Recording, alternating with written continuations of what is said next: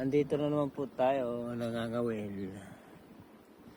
Pero sa awa po ng Diyos, wala pa tayong huli. Ganyan talaga ang pangawil. Meron pag minsan may tsamba. Pag minsan naman wala talaga. Kaya tsaga-tsaga lang po. Try natin kung makatsamba tayo ba. Hintayin natin yung tamang panahon. Hello! Yan na po. Try natin. Baka magkatsamba na.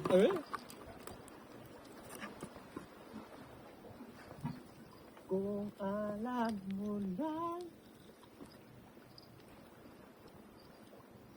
At dito na po.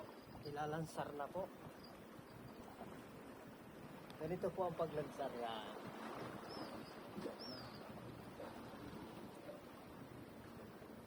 At ito na po ang ating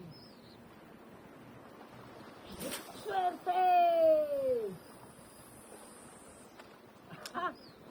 Hala. Kachamba naman.